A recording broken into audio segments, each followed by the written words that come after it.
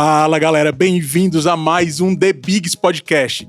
Você que tá aí assistindo e não tá inscrito, se inscreve no nosso canal, acompanha o nosso conteúdo, procura a gente no Instagram, @The Bigs Podcast, e aí você vai ter grandes insights em negócios, tecnologia e educação.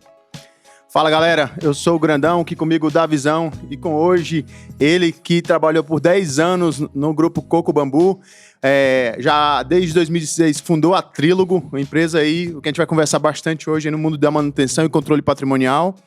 E aí, João Vitor, um prazer te ter aqui, né? Ele que já trabalhou muito nessa parte de restaurantes e hoje está lidando muito com empresas de startup, que é voltado para a área da manutenção. João, primeira pergunta aí, bem-vindo ao The Bigs Podcast, né? Fala, galera, obrigado pela recepção, prazer grande estar aqui com vocês, parabéns aí pelo projeto, show de bola, The Bigs. Maravilha, maravilha. João, o primeiro desafio que eu queria te perguntar era como que foi sair de um estilo de negócio, que era restaurante, para partir para um negócio voltado para tecnologia, para a área de startup. Como que foi isso para ti, assim? Qual foi o maior desafio disso tudo? Na realidade, contando um pouco aí da minha história, antes do restaurante eu trabalhava com tecnologia também. Então, foi uma transição de tecnologia para food service, de food service de volta para tecnologia, né? Falando um pouco assim de mim, quando eu fui fazer vestibular em Fortaleza, né? Eu sou cearense também, assim como vocês, a turma toda aqui do Ceará, eu tinha dúvida de fazer informática, na época se chamava informática, o curso ou administração, porque desde novo eu gostava das duas áreas, muito, sem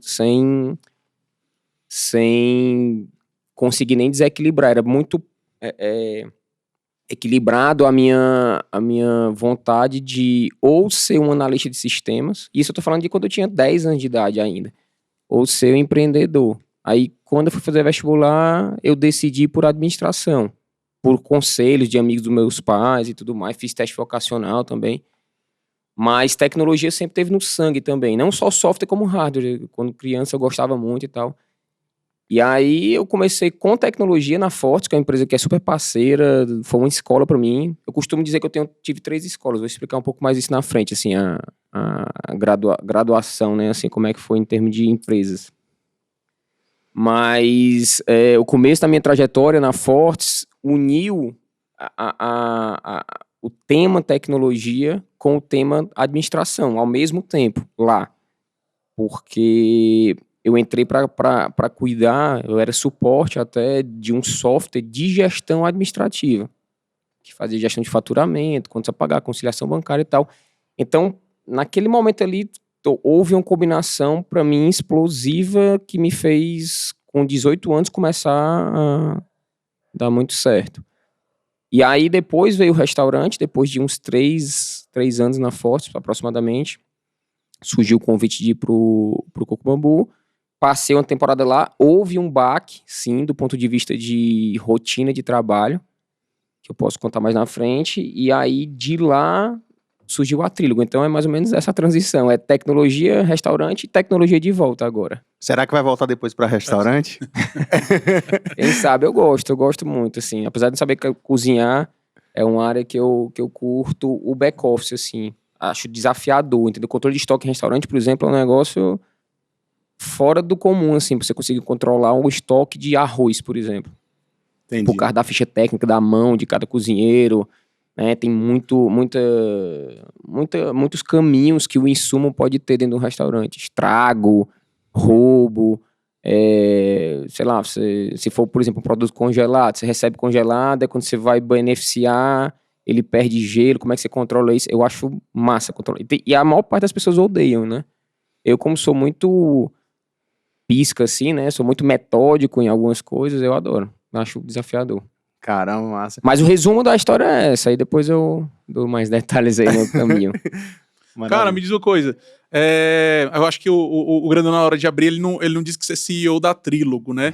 E como é que surgiu a ideia da Trílogo? Por que é que você decidiu seguir em frente com essa ideia? Porque essa questão de catalogar o patrimônio das empresas, ela existe há algum tempo. Centenária. E aí uma startup nesse meio, por que surgiu essa ideia? Conta um pouco pra gente a respeito disso, cara. Essa observação de que gestão patrimonial é algo clássico, eu posso ilustrar isso com um exemplo concreto. Eu fazendo um trabalho... Eu vou contar como é que foi a história, mas só para mostrar como realmente isso não tem nenhuma novidade. Ninguém inventou a roda. Tem um cliente nosso, lá de Fortaleza, que eu fui fazer trabalho de campo, de tombamento patrimonial, que a gente chama.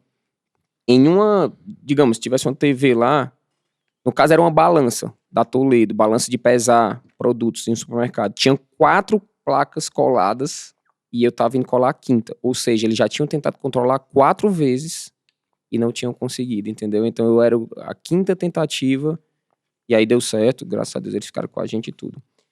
Mas contando um pouco assim da história da Trillo, isso eu falei só para reforçar de que uma das verticais da gente é gestão patrimonial e de fato a gente não inventou, né? A gente inventou a nossa forma de ser, mas realmente é algo, assim como manutenção também, já é algo também clássico, né?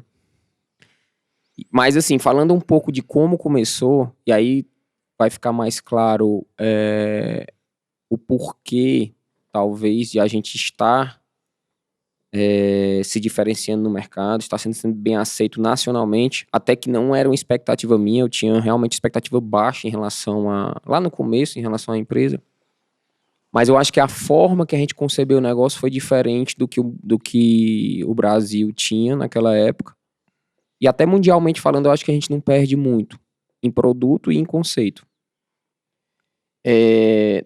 A Trílogo, o laboratório dela foi o Coco Bambu, lá atrás. Eu senti a necessidade de informatizar, de ter o setor de manutenção e patrimônio online.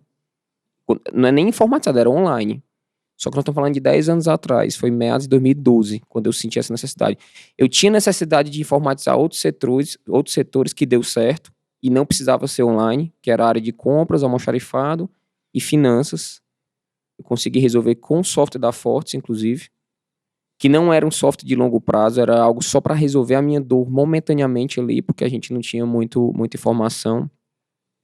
E esses 2 setores, almoxarifado e finanças, não necessariamente precisava ser online. Poderia ser offline. Para quem não sabe, offline é aqueles sistemas tradicionais que você tem que estar no escritório, que ele só roda na máquina local, né? Não precisa ser em nuvem. Hoje em dia, praticamente tudo é em nuvem, né? As grandes plataformas são em nuvem, tipo o Netflix, enfim. A Microsoft hoje está online também, né? Adobe, assim vai. Então, assim, esses 2 primeiros setores, eu não tinha o desejo de que fosse online. E acabei até colocando online porque eu usei o Terminal Service, que é um dispositivo do Windows para poder conectar remotamente quando eu estava fora do restaurante e tal. Só que, a terceira área que eu quis informatizar foi patrimônio e manutenção, porque era muito doloroso para mim não ter tudo na palma da mão do restaurante. Na verdade, isso tirava até um pouco da minha saúde na época, porque era uma pressão muito grande, o cliente reclamava porque o ar-condicionado estava pingando, porque a cerveja estava quente, já que o refrigerador, a borracha estava desgastada, problema em banheiro, problema na cozinha, porque um fogão estava tinando, não sei o quê. Tinha várias situações, por exemplo, a gratinadeira, a salamandra, que é um equipamento que aquece, né, e gratina o prato, quando parava era uma dor de cabeça muito grande, porque um dos principais pratos lá saía com ela e tal. E eu queria ter paz, eu queria poder prever e planejar a manutenção antes do problema, além também de ter na palma da mão informações gerenciais. Então, uma premissa básica que eu tinha há 10 anos atrás era de que ele tinha que ser online. Eu não aceitava, eu quis comprar, primeiro parte logo daí, não quis idealizar um produto, eu quis comprar no mercado. Pesquisei aqui em São Paulo, inclusive, mas em 2012 só existia um software online praticamente, que eu tentei usar, não consegui, baixa qualidade, era o único no Brasil, o resto era tudo offline. Eu falei, eu vou fazer do meu jeito. Porque eu quero tudo online, eu quero com um aplicativo e tal. E aí é o que eu falo para todo mundo, assim, pensar há 10 anos atrás em uma plataforma em nuvem, conceber ela em nuvem há 10 anos atrás e trazer esse know-how acumulado até hoje, você Mas, João, imagina... quando tu pensou nisso aí lá atrás, tu já pensou assim, cara, isso aqui vai dar um business, isso aqui vai dar um negócio, eu vou ganhar dinheiro com isso? Não. Ou o problema era assim, cara, eu quero primeiro resolver essa minha dor aqui, que eu tô chegando no restaurante, tá pingando pra caramba aqui, tá me enchendo o saco. Então, não pensava como business, pensava em resolver o meu problema, porque eu era dono de restaurante e queria continuar dono de restaurante, mas existia uma carência não sei se é carência, mas uma necessidade de explicar o potencial do produto para... Eu também não queria gastar muito dinheiro para algo que eu iria ajudar a construir, né? Assim, só voltando um pouco para o que eu estava falando, simplesmente não tinha nada no Brasil em nuvem. Eu falei assim, poxa, eu vou tentar atrair algum analista, no caso, o que a gente chama de full stack, né, que conseguisse fazer tudo ao mesmo tempo. Eu vou dizer, meu amigo, é o seguinte, a gente vai projetar aqui, eu até desenhei no papel as tabelas na época e tal. A gente vai conversar aqui, eu vou construir o produto junto com você seu tester, laboratório de testes, vou lhe dar respaldo em termos de case e você leva isso ao mercado e vai vender e tudo mais. A ideia era essa inicial. Só que sempre era um voo de galinha porque a turma não sentia potencial no produto. E aquilo foi virando um desafio tão grande, foi entrando dentro de mim como algo que... Escutei muita crítica nessa época. Pô, o Jovem tá viajando, o Jovem tá querendo criar um foguete para decolar e tudo mais. Isso não faz sentido, isso é muito complexo. Faz no Excel, que é melhor, faz no papel, no livro. E eu falava, não, vai ser o melhor aplicativo do Brasil e tudo mais. E isso começou a virar um desafio tamanho que eu comecei a ver como negócio. E aí nós estamos falando já de 2 ou 3 anos para frente de quando eu concebi a ideia, porque é muito longa a história, mas eu apanhei muito, assim, de tentar criar uma expectativa com todos os colaboradores lá do restaurante. Poxa, agora vai ser tudo informatizado. Aí não dava certo. Aí depois vinha outro parceiro que prometia fazer online, aí começava a produzir o software, aí na hora de botar de pé, putz, não dá para ser online, tem que ser offline. Aí eu, não, então não dá certo. E ficava nesse stick push. Aí depois de 3 anos que a coisa começou a encaixar, foi que eu comecei a ver como negócio. Eu já tinha alguns motivos pessoais para me desligar do restaurante. O Pedro Luiz, meu irmão, que é um super parceiro meu, poderia receber o bastão, eu poderia passar o bastão para ele do Coco Bambu para ele tocar no meu lugar. E eu comecei a sentir dentro de mim um feeling mesmo, um faro de que a Trílogo seria um negócio muito interessante assim, para o mercado. Tanto em termos de carreira para muita gente, como até de solução propriamente dita. E aí foi quando eu até pensei em quando eu fosse sair do restaurante, eu passar um período off, né? O tal do período sabático, como se diz, eu quase que viajava... Ia viajar pra onde, João? Cara, eu pensava em ir pro Havaí, né? Por causa da minha paixão pelo triatlo, eu pensei em ficar um período no Havaí, porque tem um pessoal que viaja pra lá, pra ilha, que fica desligado do mundo, vivendo lá, treinando, nadando no mar, curtindo lá a ilha. Eu pensei nisso. E pensei até em Salvador também, porque eu gosto muito de axé, né? De pagode e tal, e eu sempre quis fazer uma imersão em percussão, que eu curto muito. Aí eu tava pensando assim, putz. Só que ao mesmo tempo, a Trílogo já existia, entendeu? Ela já era um aplicativo que tava rodando. Já então, tava crescendo. Né? Se eu não... Nunca saberemos se podia ser o João Vitor da percussão. Lá no Piscirico. Aí, mas era muito mais provável que se eu fosse ficar off, seria no Havaí. Porque eu ainda tenho esse plano na minha vida, assim, de ficar um período focado em treino. Eu acompanho muita gente que faz isso e é sensacional. Assim, você pedalar lá na estrada sem ter hora pra voltar, entendeu? É muito sensação de liberdade muito grande. Então, nem que eu esteja com 60 anos, eu quero fazer isso na minha vida ainda algum dia. Não necessariamente no Havaí. Pode ser em algum outro local, mas o Havaí é mais propício para isso porque é o berço, né, do triatlon. João, Eu nem comentei, eu sou viciado em triatlo. Do momento que tu teve a ideia pra cá, muita coisa evoluiu, muitos aplicativos estão indo para online, como você mesmo falou, indo para a nuvem. Como que tu vê hoje a Trílogo em relação aos concorrentes? Você considera ainda que ela está, vamos dizer, em outro nível? Ou em que aspecto você considera assim, cara, a Trílogo, ela se destaca por isso? Enfim, como que você vê a Trílogo em relação aos demais concorrentes na área de gestão da manutenção e controle patrimonial? A gente se diferencia por uma soma de questões, tá?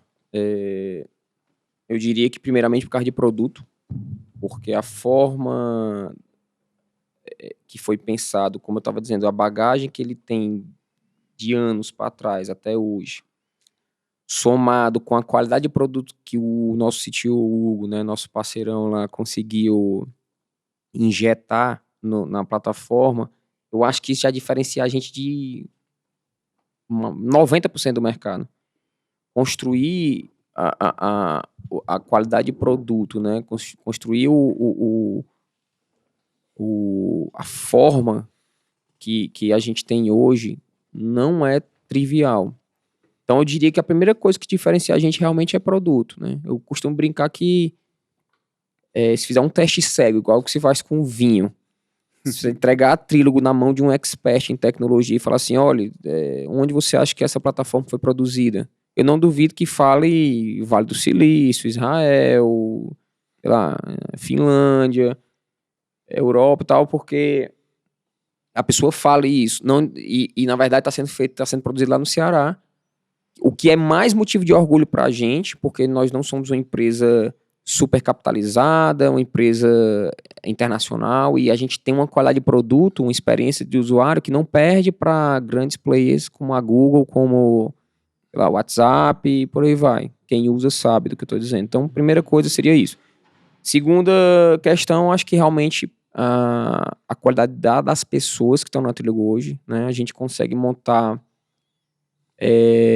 uma junção, né? A gente está conseguindo unir potenciais, principalmente em nível de liderança, que também tem um diferencial muito grande, uma complementaridade muito grande. Inclusive, lhe incluo nisso, todo mundo sabe. O Walter também é um cara, faz parte, é quase um espelho, assim, do que a gente costuma tratar no dia a dia, é um braço muito forte nosso. Então, essa...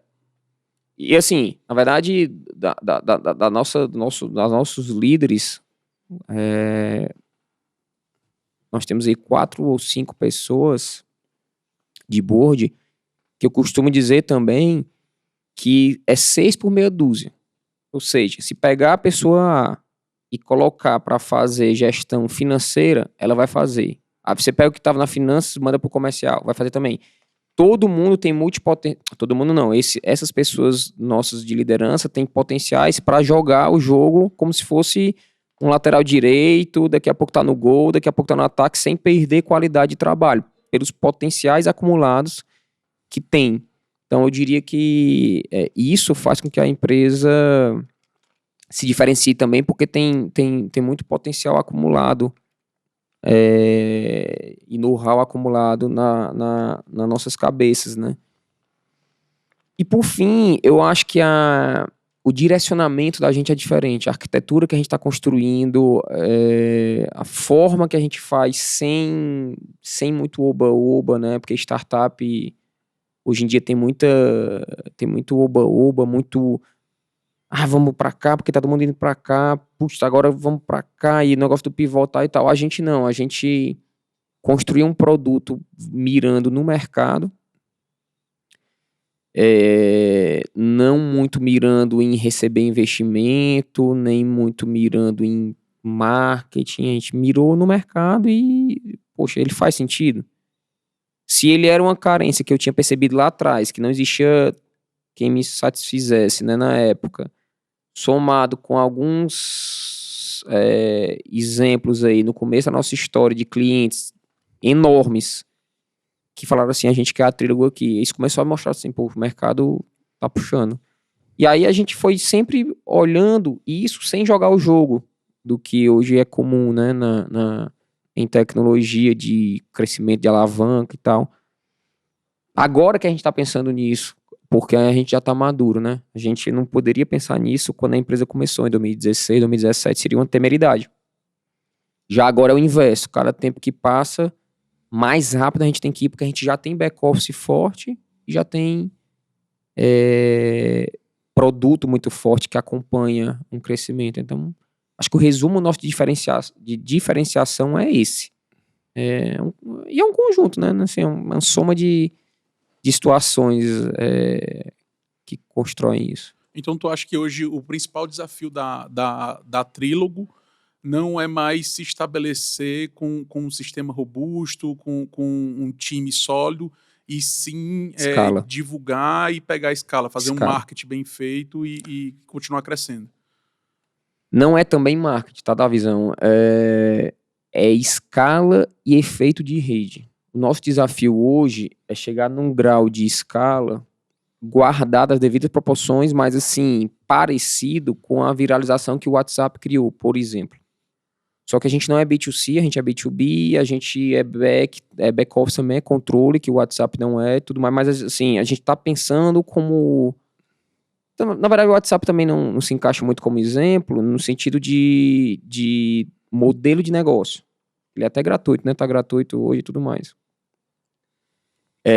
Mas o nosso desafio hoje não é mais produto, é escala e efeito de rede. E o marketing não é tão importante assim. É importante, mas não é tão importante quanto o efeito de rede natural que a gente quer causar, uma espécie de viralização onde um usuário puxa o outro. E aí tem toda uma estratégia por trás, super diferente, que o marketing só faz coroar isso. Ele é a cereja do bolo, entendeu? Mas a tese da gente de negócio, ela é muito fluida, se tudo der certo, porque é um desafio muito grande, tem muita teoria por trás dele, esse desafio da gente. Mas eu tô super otimista. A gente, por exemplo, essa semana a gente estava em Fortaleza, o Walter também foi lá com a gente, e foi uma troca de ideias imensa lá com a turma. Foram várias reuniões, uma atrás da outra, com muitos temas sendo tratados, que são complexos. Assim, a arquitetura que a gente está construindo é complexa. E aí a escala vem naturalmente. Se a gente conseguir executar o que está no plano, a escala vem. João, tu comentou aí da Fortaleza. Do ano passado para cá veio a pandemia e todo esse desafio aí do home office, né? Como que tu encara o home office, né? Polêmico, hein? É de fato, assim, algo que você abole da vida, assim, não funciona para nada? Ou como que tu imagina? Tem alguma vantagem ou não? Cara, assim, primeiro é importante ser dito que isso é subjetivo. Isso não é algo preto no branco, né? Cada cabeça uma sentença em relação a isso. É muito curioso essa questão do home office, porque eu sou uma pessoa tida como fria, uma pessoa fechada, e sou, assim, meu jeito de ser um pouco mais pra dentro do que pra fora. Comercialmente, empresarialmente, eu até sou mais, né, assim, de falar com o cliente e tal, mas no dia a dia eu sou muito pra dentro. E aí, qual é a curiosidade, qual é o contrassenso aí? Ora, se eu sou uma pessoa fria, né, mais pra dentro, assim, tal, eu deveria ser super apoiador do home office. Mas eu vou ser bem sincero com vocês, assim, a pandemia, além de todo o meteoro, né, que trouxe aí, ou estraçalhou com o mundo, levou vidas, enfim, imensamente triste com o que aconteceu. Ela, do ponto de vista empresarial, pra mim, né, eu, João Vitor, tirando o crachá Trílogo, eu como cidadão brasileiro, de circular no país, eu fiquei até um pouco amofinado, desmotivado de ver o país parando, de ver a Faria Lima parada, de ver a Marginal Pinheiros com poucos carros, lá em Fortaleza, o deserto. Eu adorava ver o comércio circulando, as coisas acontecendo. Para mim, aquilo ali era sinônimo de motivação, empresarialmente falando. Então, E quando isso aconteceu, da pandemia, já teve logo esse baque. Junto com isso, trabalhar de casa, que tem benefício, eu vou falar um pouco mais na frente, mas eu não gosto. Particularmente, eu gosto de uma rotina de back-office, de ver as pessoas, de interagir, de ver o mundo circulando, de ir para um cliente, bater o papo com o cliente, sentir o cheiro dos corredores do cliente, sabe? Eu adoro isso. Adoro viajar, negócios, sempre gostei.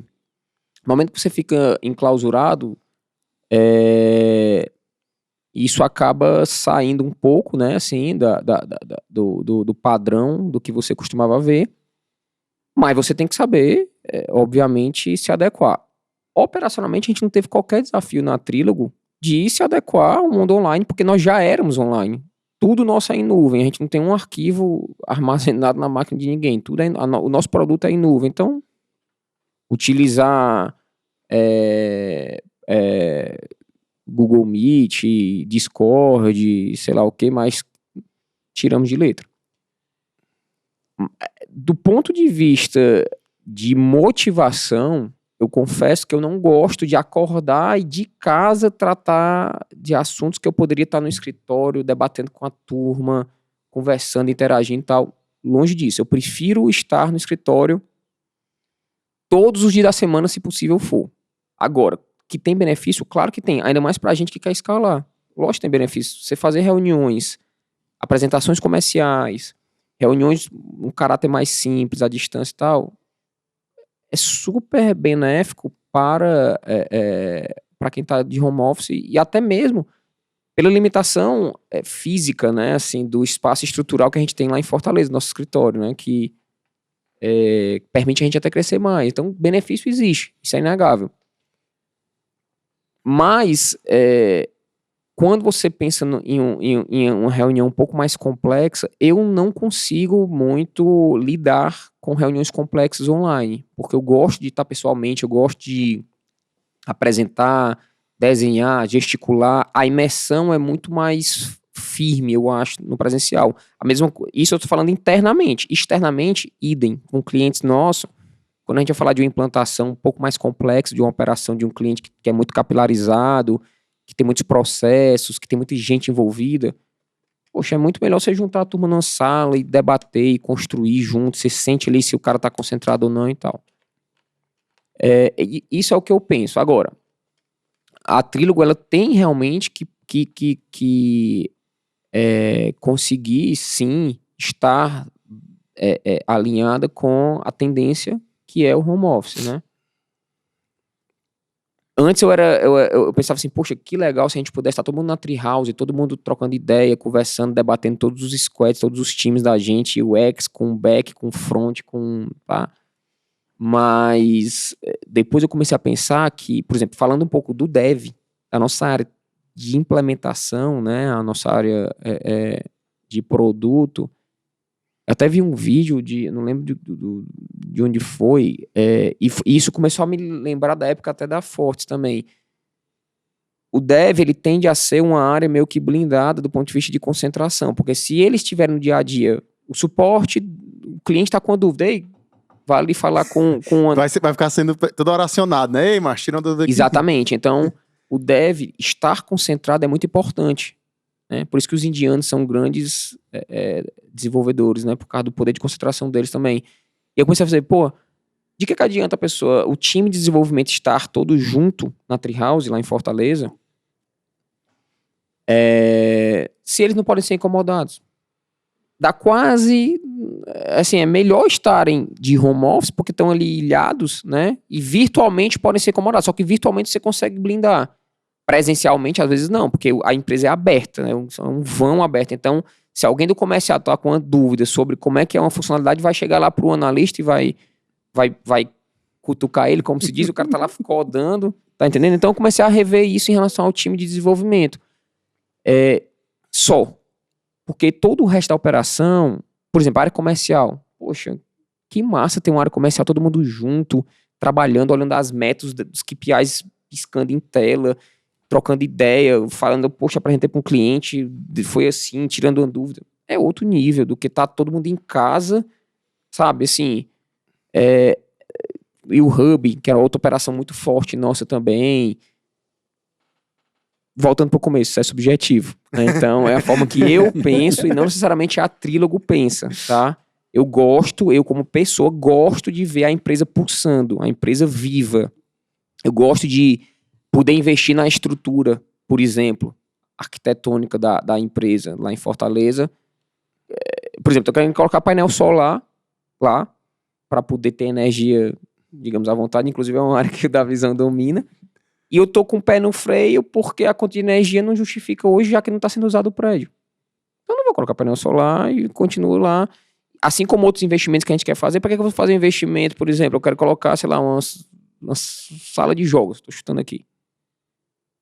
Vou colocar uma sala de jogos para não ser usado pelo pessoal. Aí vai depreciar, vai ficar lá, daqui a pouco tem cupim, não sei o quê, e nem está sendo usado, entendeu? Então, é isso que às vezes a gente precisa pensar um pouco. Agora, para finalizar o assunto, o tal do híbrido, eu gosto, eu acho que é uma boa, porque mistura os dois formatos, né? Tanto a questão Você de... consegue tirar o ponto positivo de cada, né? Exatamente. E que curioso, eu quando era estagiário da Fortes, eu falei isso até numa live que eu participei recentemente, eu quando era estagiário trabalhava 4 horas na Fortes, estágio de suporte, ganhava R$ 180 por mês, era o valor da minha bolsa quando eu comecei, 170. Me fazia bem ir para Fortes, sentir o cheiro da empresa. Eu gostava de estar ali porque o cheiro dela me empolgava. Incrível isso, assim. Eu não sei se era o produto de limpeza que passava. É quase uma análise sensorial aí. Exatamente. Eu era atraído a estar na empresa. Mais interna do que externamente, porque depois eu comecei a atender clientes também. E aí o cheiro também não era tão bom, né? Então, variava, né? Dependendo do cliente. Mas a Fortes tinha um padrão muito legal da estrutura deles. Se me perguntasse naquela época, João Vitor, escolha. Você quer home office ou você quer ficar vindo pra Fortes? Facilmente eu escolheria ir pra Fortes. Fácil, tranquilo, calma. Acho que isso é uma percepção muito individual, né? Subjetivo para cada pessoa, né? Muito. Vai ter gente que vai adorar o home office e muitas vezes tem condição de fazer o home office, porque tem gente que não tem condição de fazer o home office de fato e não quer aquilo, até pela estrutura que tem em casa. Eu não estou dizendo de maquinário, equipamento, porque a empresa meio que fornece para o cara trabalhar. Mas, por exemplo, lá na casa do cara moram 7 pessoas. Aí como é que o cara faz home office e se concentra em casa e consegue entregar e performar bem, que é muitas vezes o esperado de um profissional, só que quando o cotidiano da casa dele é completamente diferente do cotidiano de um cara que é solteiro e mora só. Sim. Entendeu? A gente até viu isso conversando com o Léo a respeito da produção científica, né? Sim. O impacto disso. Então, assim, você pensa, não, home office é bom para todo mundo. É bom para todo mundo até que você conhece a condição de cada pessoa. Produção científica de mães durante a pandemia. Cara, caiu muito, entendeu? Porque a minha irmã é professora, né, do IFCE e ela comentou algo nesse sentido, do desafio que é. Exato. 2 então, filhas assim, em casa e tal. Isso é muito, de fato, muito subjetivo, concordo contigo, e eu vejo que o modelo híbrido é o caminho. É o caminho. O modelo híbrido ainda tem alguns ajustes finos aí para serem discutidos, que eu não vou nem entrar em detalhes aqui, mas ainda tem algumas questões trabalhistas para serem analisadas, estruturais e tal, mas eu acho que realmente é o que vai acabar acontecendo. Eu ia só falar um caso de um amigo meu aqui de São Paulo que trabalha há 15 anos e ele se chama de há 15 anos ele trabalha home office para os Estados Unidos. E ele se diz um home office profissional. Muito antes da pandemia ele já era home office profissional. Eu falo assim, cara, como é que tu consegue? Ele é casado com uma filha. Como é que tu consegue, por exemplo, trabalhar se for ter, sei lá, um serviço na tua casa? Um marceneiro vai lá fazer um móvel. O cara vai ficar toda hora tendo que tirar dúvida contigo e tudo mais. Tua esposa é médica, vai estar no hospital. Ou então a babá da tua filha precisa tirar uma dúvida, toda hora vai bater e tal. Meu amigo, é o seguinte. Eu trabalho em casa como se fosse um escritório. Não sei se isso é verdade, tá? Mas é o que ele falava. Terminou o café da manhã, eu vou pro meu escritório, me tranco, ninguém me encontra mais dentro de casa. Só vou sair na hora do almoço. Almoço, Tal. Eu faço isso como um método desde 2008, 2010 e tal. É uma forma profissional, tem né? que ter o espaço, né? Pra pessoa. Tem. João, Tem. voltando aqui pro mundo da manutenção aí, mundo da Trílogo, qual o teu maior medo hoje? Com relação à empresa e com relação aos desafios que ela vai enfrentar daqui pra frente? Cara, o meu maior medo é não conseguir executar o plano que a gente tem, né?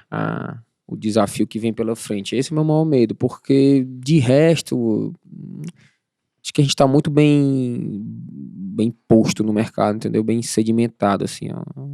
Foi muito bem construído e naturalmente, inclusive, assim, a nossa história é muito natural, você sabe disso. Então não tenho qualquer outro receio que não seja não conseguir executar o que eu estava falando agora há pouco da escala, né? Que é o desafio gigantesco. Isso realmente, para mim, seria algo, digamos assim, um coice, assim, uma porrada, entendeu? De resto, acho que não. E ainda tem outra questão. A gente, apesar de estar falando de escala, né, de growth e tal, a gente não é uma empresa muito acelerada e muito ansiosa de vamos, não sei o que e tal, não. A gente vai devagar no nosso tempo, plugando novas ideias, nunca pivotamos a trilha, como é muito comum no mercado hoje, né? Pivotar é o verbo usado em startup, principalmente hoje em dia, que é mudar o conceito, mudar o modus operandi assim, na empresa, a forma que ela, o próprio serviço que ela propõe, né, para o mercado, vira para uma outra coisa e segue o jogo e tal. A gente nunca precisou fazer isso, a gente sempre vai entrando com novas camadas na trilha. Então, isso acaba até mitigando um pouco o risco de não dar certo as ideias que a gente tem construído, as ideias que a gente tem no papel, que agora já estão, na verdade, em execução, né? Como isso são etapas devagar, né, step by step, eu acaba que fica um pouco menos difícil chegar lá. Mas meu maior receio hoje é esse. A gente tem planos de internacionalizar, a gente tem planos de dolarizar a Trílogo, a gente tem planos de entrar em novas culturas, de replicar o modelo Brasil para outros cantos, tem um monte de ideia, mas medo com a empresa, ainda mais tendo passado pelo que a gente passou agora, na pandemia, e ela tendo ficado de pé, por ser... eu tenho medo. Lembrei agora, justamente porque eu falei da pandemia, eu me lembrei. Mas esse medo é menor do que o que eu falei anteriormente, tá? Só que é um medo talvez um pouco mais ilustrativo aí, de um medo mesmo. Eu tenho medo de, com o nosso crescimento, a gente perder um pouco, cegar um pouco os olhos, perder um pouco a mão da empresa. Porque a empresa, quando vai crescendo, vai se tornando, vai ficando mais parruda.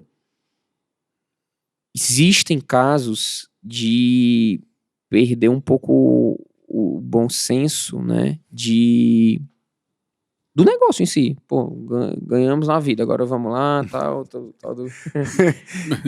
Eu não viajar de primeira classe. Na pessoa física eu nunca tive isso. E não é nem só financeira a questão. Eu acho que é uma questão de essência. Eu não queria perder a essência que a gente tem hoje.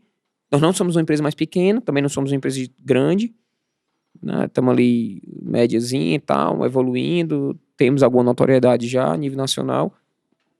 A maior parte das pessoas não sabe nem quem é a Trílogo, nem o que ela faz, até porque a gente não é B2C. Mas na medida que a gente for crescendo, eu espero que a gente nunca perca a noção ou a essência da forma que a gente faz, né? Não fique muito no hype do mercado e isso acaba cegando a gente. Eu tenho muito medo disso também. Mas ainda é menor do que o medo de não executar o que eu falei anteriormente. Porque dando certo o que a gente está construindo, o que a gente teorizou, acho que o resto é consequência. Tu falou aí então, João, conta pra gente só em poucas palavras o que a Trílogo faz. Eu ia até falar isso no começo. Bom, a Trílogo de manutenção e de patrimônio. Então, dando um exemplo clássico que a gente sempre fala, a lâmpada queimada, o usuário, a pessoa está querendo consertar aquela lâmpada, ela pega o nosso aplicativo, tira uma foto e a Trílogo vai resolver aquilo ali para ela, né? E aí o nosso arquétipo é de magia, né, de dar um senso de mágica pela velocidade e simplicidade que isso ocorre. Junto com isso vem toda a questão de controle de bens patrimonial, que é outra vertical muito forte nossa, que é saber quanto a empresa tem em valor monetário e em quantidade de cada equipamento. Então, tem 20 televisões, 50 ar-condicionados, não sei quantos fogões e assim vai, né?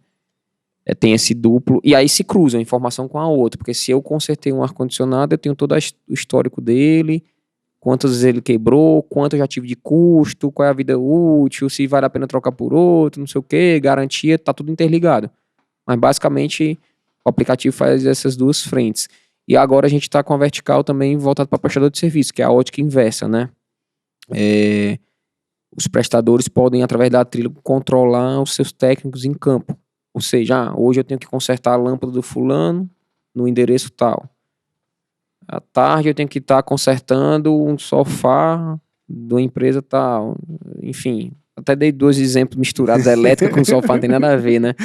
Mas falando de refrigeração, por exemplo, a empresa de refrigeração vai poder usar a Trílogo de manhã, ela tem que resolver um problema de um ar-condicionado, e de tarde ela tem que resolver o problema de uma câmara fria, digamos. Entendeu? Então, mais ou menos isso.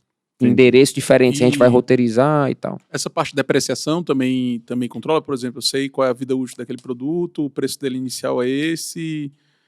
Cara, depreciação ela tá aí numa linha muito tênue entre o que a gente faz e o que a contabilidade faz. A gente não quer ser uma plataforma complexa de muitos cálculos, muito back-office. A gente quer ser mais amigável, mais numa pegada de rede social, de resolver e tal, muito parecido com o que o Uber faz pro carro, o que o iFood faz pra comida e tal.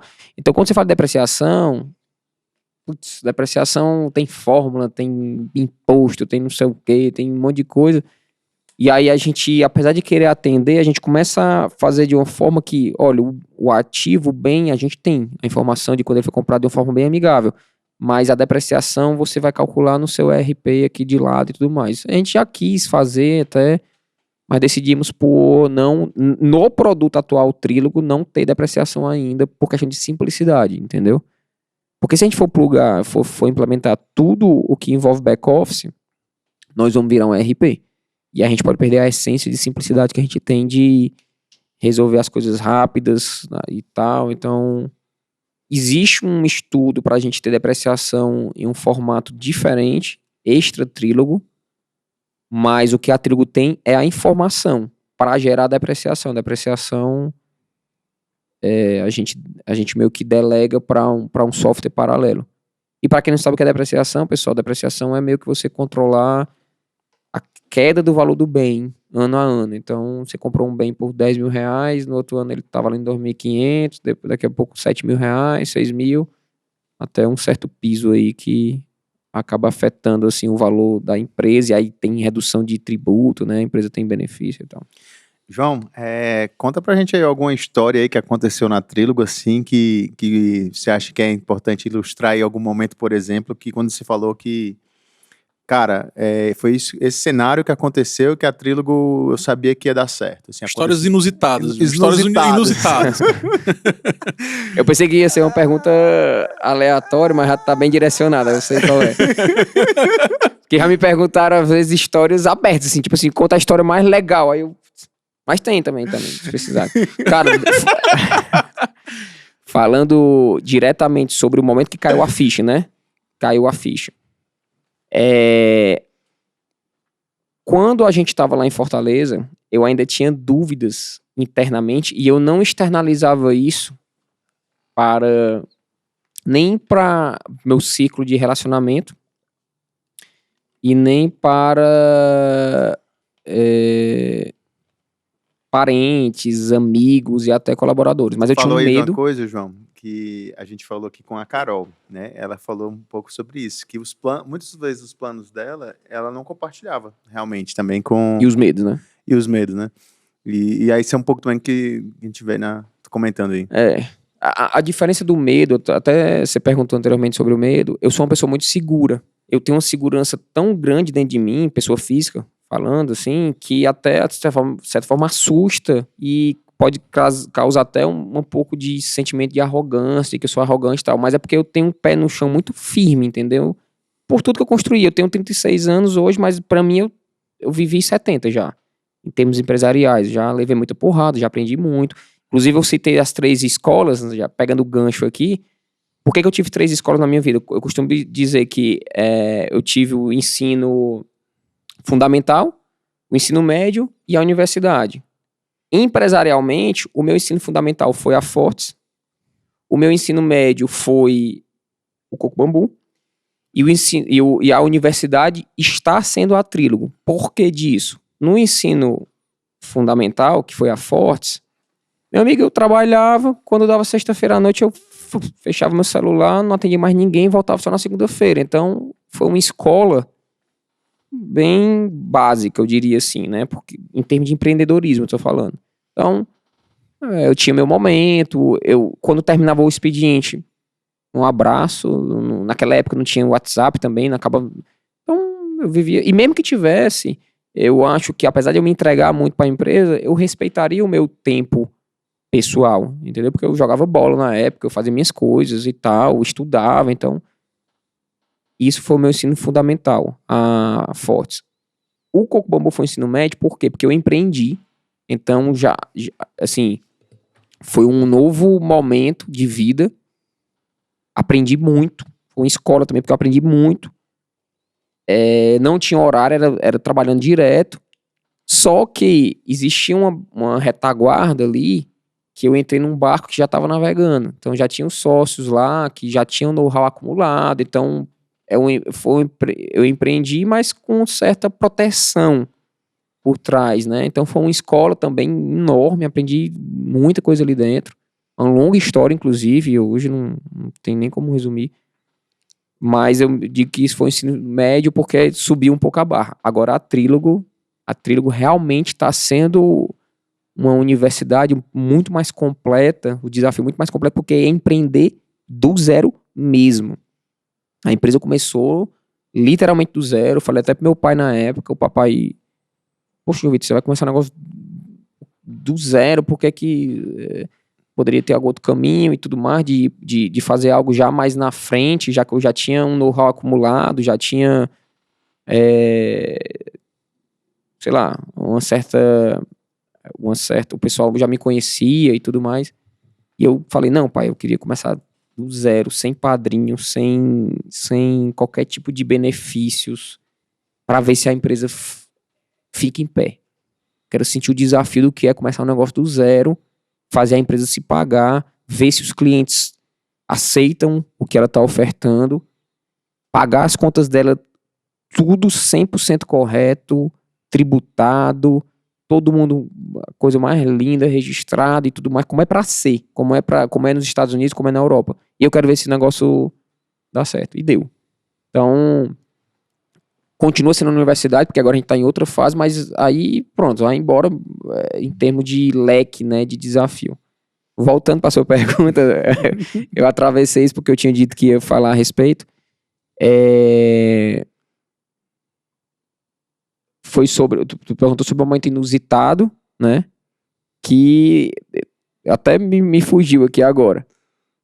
Conte aí uma história inusitada, então, aí que você está... Não, mas tu tinha... Tá fugindo, João Vitor? Não, é porque eu dei maior volta pra explicar isso que eu tinha ficado de explicar, e agora tu falou alguma coisa de... Me deu branco aqui agora. Acaba com arrudeio danado, que é isso, eu me lembrei do Hugo, eu ia contar uma história... Ah, sim, o negócio do Caiu a Ficha. Aí ele já vai contar uma história de outra pessoa. Não, é porque tinha outra do Hugo, mas tu perguntou sobre o momento que caiu a ficha, lembra? Foi. Pronto. Mas se você tiver outra história pra contar aí, pode Tem contar. tem um monte, mas... Só não fale mal do rapaz, do Hugo, eu nem conheço o cara. Não, pelo contrário. Qual foi o momento que caiu a ficha? Tem um momento exato que eu conto, que foi quando deu o estalo, eu falei assim, putz, a Trílogo realmente é uma empresa, formalmente falando, tal. Não por ter CNPJ, não porque tinha contrato já, mas eu falei assim, putz, agora o negócio realmente vai. Quando a gente estava em Fortaleza, e era isso que eu estava contando antes, quando a gente estava em Fortaleza antes, nesse momento inicial, tudo era um desafio, eu não tinha segurança na pessoa jurídica Trílogo de que ela seria longeva, né? Teria longevidade. Eu ficava assim, putz, será que o mercado realmente vai pagar por uma plataforma como a Trílogo, que é acessória e não primária, não é core e tudo? E eu ficava ali no banho-maria, vamos devagar aqui, sem querer injetar dinheiro meu, pessoa física também, porque achava que era muito risco, e era, e continua sendo, para quem investe em capital de risco, tem que ter muito cuidado e tal. E aí, vamos que vamos, a coisa devagarzinho e tudo mais, os clientes entrando, um indicando pro outro, a coisa evoluindo e tal. Só que muito ali na província Fortaleza, né? Então, por estar em Fortaleza, eu pensava muito assim, putz, será que os clientes estão contratando a Trílogo porque estão lidando com o João Vitor? E aí existe um pouco aí de ser boutique, né? Como se diz, é uma boutique de tecnologia que conhece ali o cara que começou, e o cara que começou vai assinar o contrato, e o fundador vai ele mesmo colar as placas e treinar. Tava muito assim numa pegada boutique, e eu ficava me perguntando, será que o mercado lá fora compra a Trílogo sem saber quem é João Vitor? Ficava me perguntando isso. Resumidamente falando, é como se em Fortaleza fosse mais fácil de vender a Trílogo e de emplacar a Trílogo, porque era a região que a gente nasceu, é a região que todo mundo se conhece, existe um certo respaldo, eu diria, um certo background, né, como se diz, que chancela um pouco a pessoa jurídica, cruzando com a física. Eu não queria isso para a Trílogo, e continuo não querendo. Eu não quero que a Trílogo seja, é porque é o João Vitor, não sei o que, não. Ela tem que ganhar o mundo pela qualidade de produto que ela tem, de serviço, né? E aí eu tinha minhas dúvidas sobre São Paulo. São Paulo, Rio, Brasília, enfim, os grandes centros aí, né? Eu falava, putz, quando a gente chegar lá em São Paulo vai ter 50 aplicativos iguais a gente. Apesar de, anos atrás, eu ter pesquisado e não ter achado nada. Como a coisa evoluiu, quando estava ali em 2017, mais ou menos, 4 anos atrás, eu falava assim, vixe, já deve estar infestado de aplicativo de manutenção e tudo mais. E de fato aconteceu. Apareceu um monte de coisa no mercado, mas que não acompanha o que a gente tem. E aí qual foi o momento que caiu a ficha? A gente fechou um cliente no Rio, que é enorme, super relevante, faz parte de, talvez, acho que é o segundo maior grupo econômico do país. Aliás, primeiro, eu acho. Em termos de relevância e notoriedade e tal. Um compliance absurdo, e entrou em contato com a gente. Sem a gente ter feito marketing, sem a gente ter atendido nenhum cliente em comum com ele, nada. Chegou um e-mail aleatório em 2017 pra gente. Deve ser spam, né? E eu fiquei, meu Deus, como é que esse pessoal encontrou a gente e tudo mais, e curioso e tal. Só sei que fui pra reunião lá no Rio. A expectativa baixíssima. Eu achei que eu fosse chegar nessa reunião e fosse meio que, meu amigo, volte lá pro Ceará. Porque eu morava em Fortaleza nessa época. Eu ia falar assim, volte lá pro Ceará, porque eu já recebi 30 iguais a você, melhores do que você aqui e tudo mais. Então, eu fui com a minha cabeça pensando nisso. Zero expectativa de, vamos abalar, vamos chegar lá e... Para vocês terem noção, para entrar nessa reunião, um protocolo absurdo, tive que fazer uma prévia antes, pedir documento, aí na portaria, não sei o que, porque é uma empresa gigantesca, até para entrar na estrutura dela é complicado. E é uma empresa privada, não é pública e tal. E ainda, porque o público geralmente até tem uma amarração maior, mas me assustou assim o tamanho da governança deles e tudo mais. E aí fui pra reunião com eles, não tinha nada de material, não tinha PDF, não tinha apresentação, não tinha vídeo, tinha nada da Trílogo. Só o gogol meu e produto. Que aí já é mérito do Hugo, né? A qualidade de produto dele e tal, que ele construiu. E aí eu cheguei nessa reunião, abri o notebook, espetei o HDMI, já foi falando direto.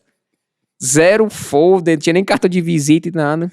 E aí eu disse, meu Deus, que vergonha que eu vou passar aqui.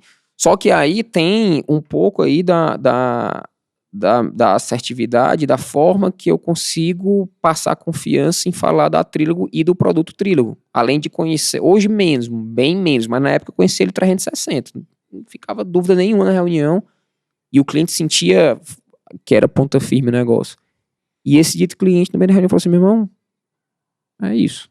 Cadê? Vamos fazer contrato e tudo mais, e jurídico deles foi chamado lá na hora. E eu falei, meu Deus do céu, o que é que tá acontecendo para uma empresa desse tamanho, tá contratando a gente que não tem nada né, e deu certo. Aí eu me lembro, a ficha caiu quando eu desci dessa reunião. Tava na Avenida Rio Branco, no centro do Rio. Eu olhei pra frente, aquela muvuca, um monte de gente passando, saindo de um prédio enorme, super renomado, assim, e tal. E os caras fecharam com a gente tá em Fortaleza, sem qualquer tipo de estrutura. Acho que na época a gente deveria ter, talvez, 15 pessoas na Trillium.